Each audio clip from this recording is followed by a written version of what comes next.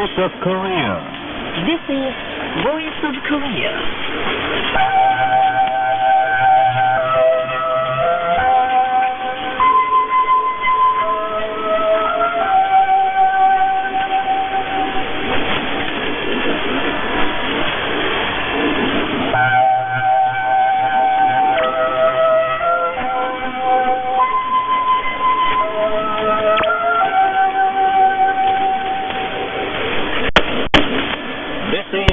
Voice of Korea. This is Voice of Korea.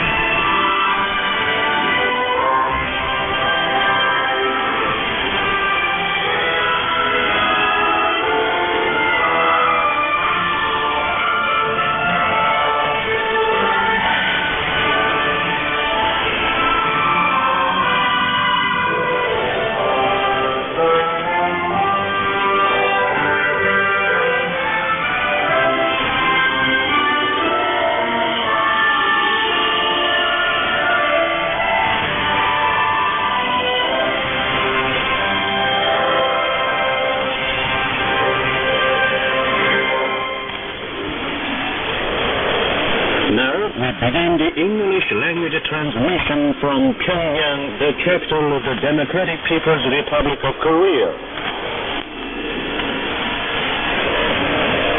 She has mixed colors. Song of General Kim Il-sung.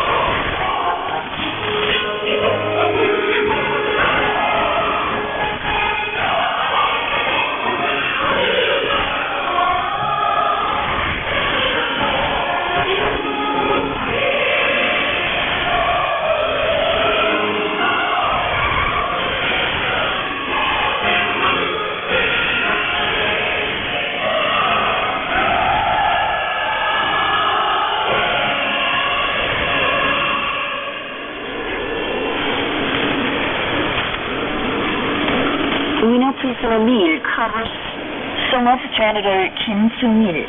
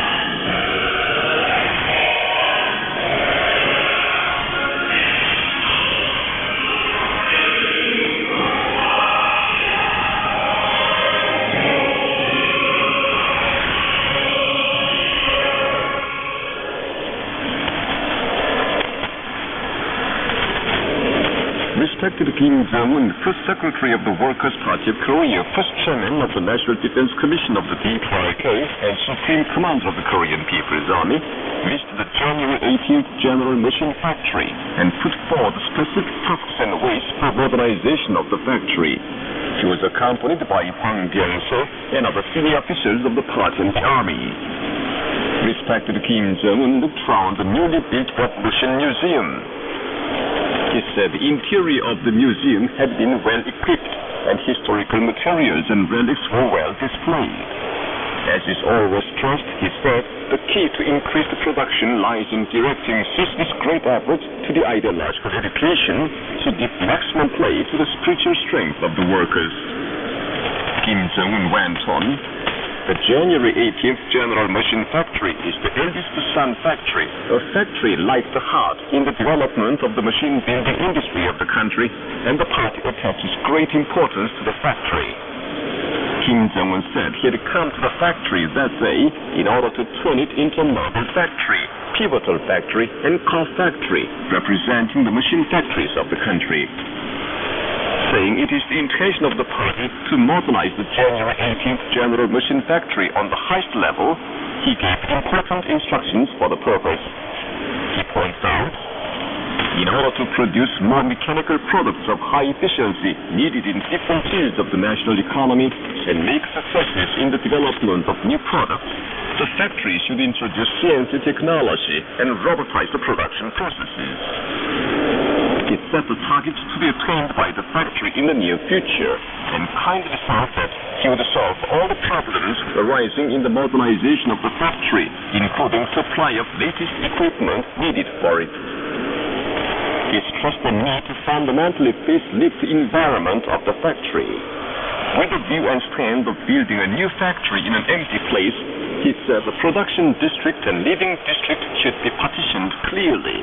and the cultural and public service establishment, as well as all the production buildings, should be radically updated to show clear contrast between yesterday and today. He suggested building the dormitory, nursery, and kindergarten on the highest standard to say nothing of public service establishments like the Kangsong Park complex. Scientific and technological dissemination room, he noted, should be equipped for the scientists, technicians, and workers to acquire profound scientific and technical knowledge so that flames of mass technical innovation movement can flare up in the factory. It is especially important to design and build well in order to build the January 18th General Machine Factory as a creation of eternal value to be flourished in the distant future too. He promised to send an experienced designing group from the capital and the powerful building force of the People's Army. Respected Kim Jong-un expressed a firm belief that the workers of the factory would renovate their factory to meet the demands of the era of knowledge-based economy and in the fashion of a highly civilized socialist country, and effect a great leap forward in the production of modern machines and development of new products, and thus wonderfully play the role of vanguard and shock brigade in implementing the economic policy of the party. Respected Kim Jong-un, First Secretary of the Workers' Party of Korea, First Chairman of the National Defense Commission of the DPRK, and Supreme Commander of the Korean People's Army, inspected Unit 447 of the Air and Anti-Aircraft Force of the Korean People's Army, honored with the title of Ultimate 7th Regiment. Key officers of the party and army.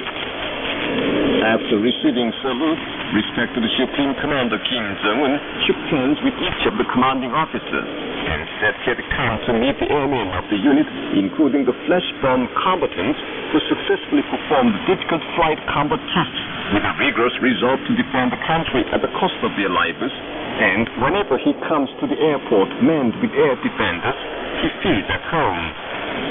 He highly praised the unit that produced the 14 flesh-bomb combatants as the home of the heroism, self-sacrificing spirit, and self-lasting spirit of the brave rubber hawks of Sungun Korea.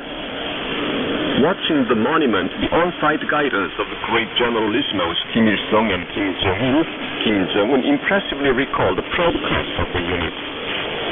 He said the unit, honored with many times field guidance of the great leaders, has the tradition of struggle in producing many meritorious fighters, including heroes of the Republic, and that the undying achievements of the great leaders in the building of the Air Force of the country will shine forever in the history of the Air Force. Looking around the plane seen by the great generalismos, he praised that the plane is taken care of well and fully ready for sortie to stand always in the van of the flight training. He talked in at the flight training room and closely watched the training through ground plane control training apparatuses. He said to shed less blood in battle, they should train a lot in peacetime, as the airmen should train harder to carry out combat tasks satisfactorily, including takeoff and landing under the worst circumstances. He instructed that the airmen, while flying a lot, should make the training as part of their life and conventionalize it, so that the hot wind of training of Mount Nectar boils like volcano in the unit. He stressed the need to make better plane control training apparatuses for carrying out the training on the ground in the situation of real battle, and gave a reference book he had brought.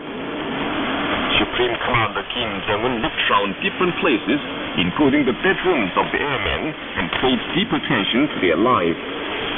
He pointed out that it is a firm resolve of the party to build up the unit perfectly to be an example and standard of the Air Force, and facelift all places as well as combat duty zone and living zone, in line with the demand of the Sungun era, and took kind measures for it.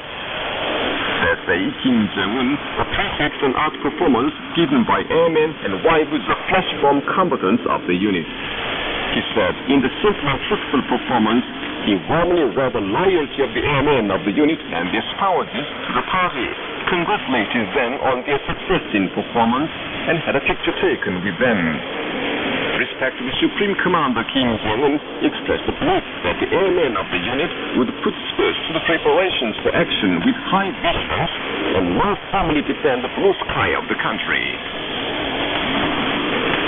Respected Kim Jong-un sent messages to the presidents of the Republic of the Union of Myanmar, the Syrian Arab Republic, the Islamic Republic of Pakistan, the Republic of Kazakhstan, and the Republic of Uganda in reply to their messages of greetings sent on the occasion of the Day of the Sun, the birth anniversary of the great Generalissimo Kim Il-sung. In the reply messages, he expressed deep thanks to them for their sincere congratulations and best wishes on the occasion of the Day of the Sun. He also expressed a belief that the friendly and cooperative relations between the DPRK and those countries would be further strengthened and developed. Hifikepunye Pohamba, President of the Republic of Namibia, recently sent a message of greetings to respected Kim Jong-un.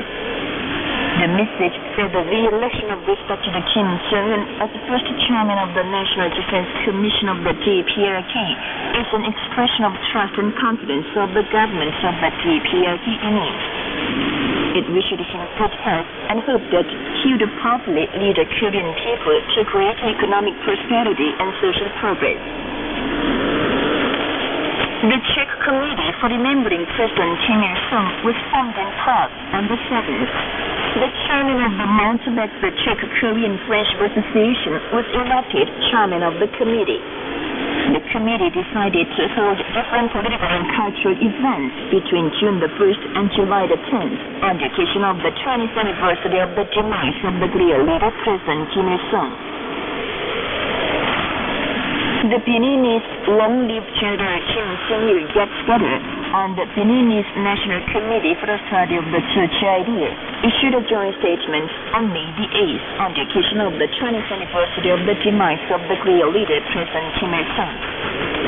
The statement praised President Kim Il-sung as a distinguished leader, peerless patriot, and great revolutionary who honored the 20th century as the century of the victory in the cause of anti-imperialist independence and the socialist cause, with its outstanding idea and leadership and noble virtues, and stressed the need to organize various events on the occasion of the 20th anniversary of his demise. We will send full support and solidarity to the Korean people in their just cause to build a prosperous nation and unify the country under the wise leadership of respected Master Kim Jong-un, as instructed by the great President Kim Il-sung and leader Kim Jong-il, the statement added. The participants in the 9th National Meeting of Artists arrived in Pyongyang, the capital of revolution, on the 14th. They were greeted by Kim Jong-un and officials concerned. DPRK Premier Park Bong-ju made a field survey of the stock breeding base in the Sepo area under construction. Looking round the artificial grassland, breeding house, dwelling houses, school and others, he encouraged the builders who are performing feats in the stock breeding base project. A consultative meeting of officials of the cabinet, ministries, and national institutions was held on the spot. The DPRK will host the 19th World Taekwondo Championship in September, CT-104 or 2015. A decision that the DPRK will host the championship was adopted at a general meeting of the International Taekwondo Federation held in Sofia, the capital of Bulgaria, in July 2013. An organizing committee has been formed and is active for the successful holding of the championship in Pyongyang, the capital of the DPRK. Rice transplanting began in many cooperative farms of Korea. The agricultural workers across the country are transplanting rice seedlings in good season to increase potash grain production to the maximum on the basis of scientific analysis of the biological characteristics of varieties of paddy rice and weather and climate conditions of their region, as demanded by the Tsuchi farming methods. Secretary General Nangolo Ngumba, who is leading the visiting delegation of the Southwest Africa People's Organization of Namibia, was interviewed by the Korean Central News Agency on Wednesday before flying back.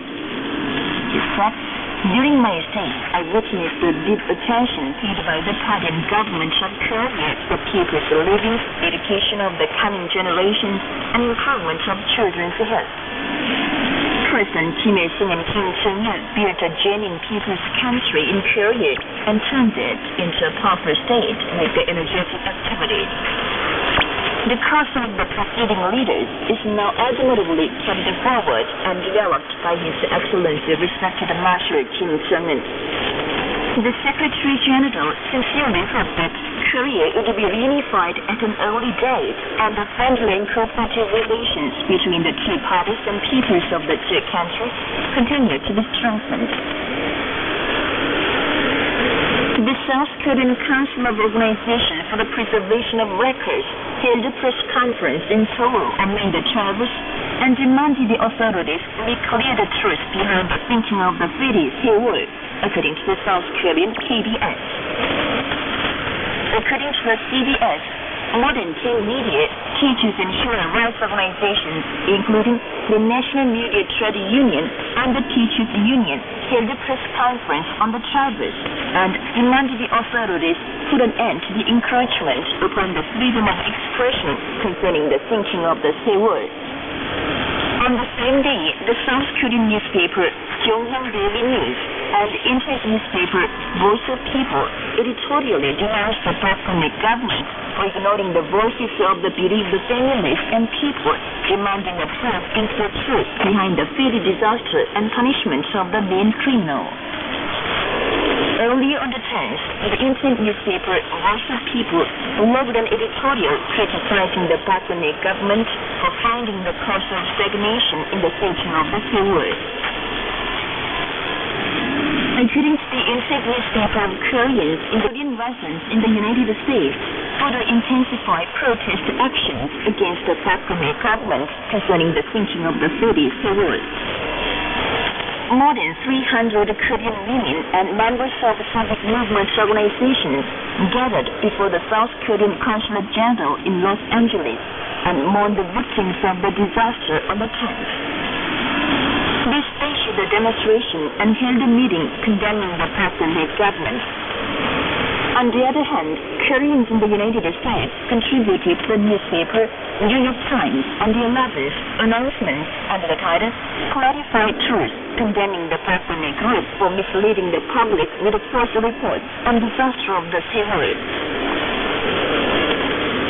The crucial reports of the National Defense Commission of the DPRK, we will finally settle accounts with the vicious Park Geun-hye group of hooligans, was reported on the 13th and the 14th by the Russian Istar-Das, the Chinese Xinhua News Agency, Global Times, and internet homepage People's Network, the Iranian Press Television and Radio, the Indian PTI News Agency, the News Television newspaper Times of India, the US AP, VOA, ABC newspaper Washington Post, and the Japanese Kyodo News, Digi Press, Tokyo Shimbun, UNKZ Shimbun, and NHK. And that's the end of the news read by Cha Sung-man and Lee Shang-si. This is Voice of Korea. The daily Rodong Sinmun of the DPRK carried a commentary on Thursday under the title, Dirt of History Should Be Completely Swept Away. The commentary said, Kim Min-seok, a spokesman for the South Korean Ministry of National Defense, committed an unpardonable crime of speaking ill of the DPRK at a so-called regular press conference, describing it as a country which is not a country without human rights and freedoms, and a country which has to be removed as early as possible.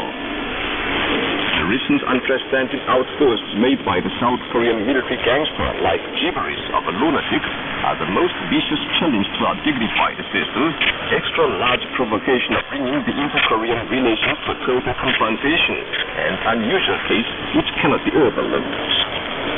The Democratic People's Republic of Korea is a country of genuine morality and obligation, and a single-mindedly united, powerful country in which all the service personnel and people support and follow their leader.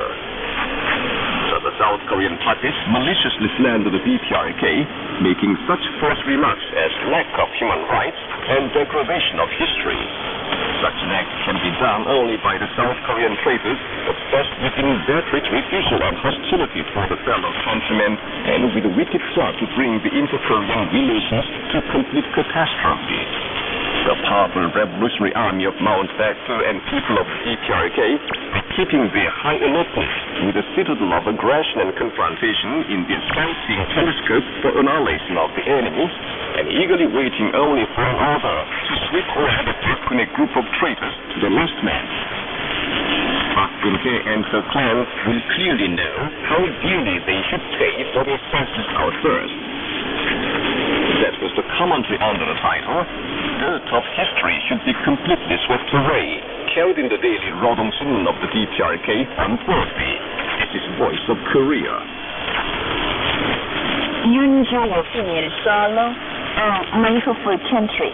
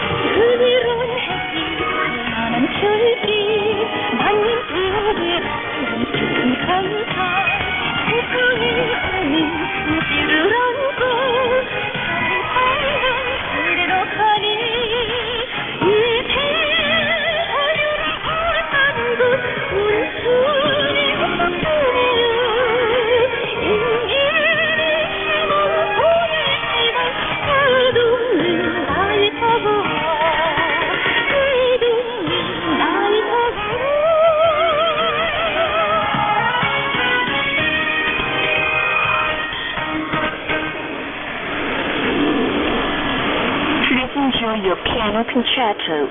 Do prosper, my motherland.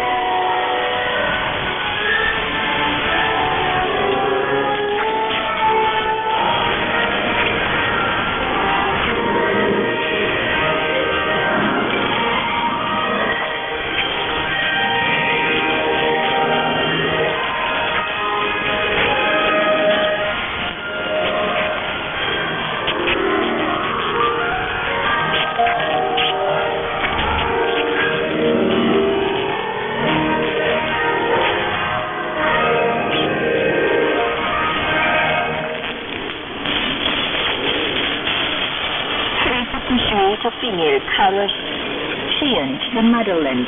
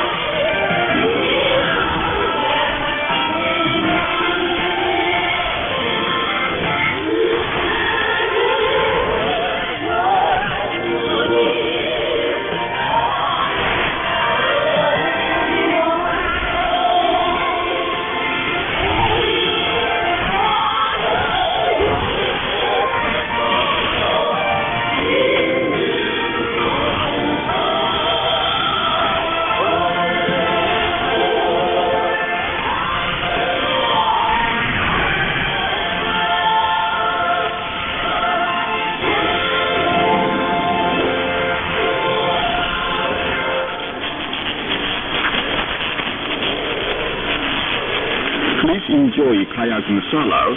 Spring has come to the Army Post.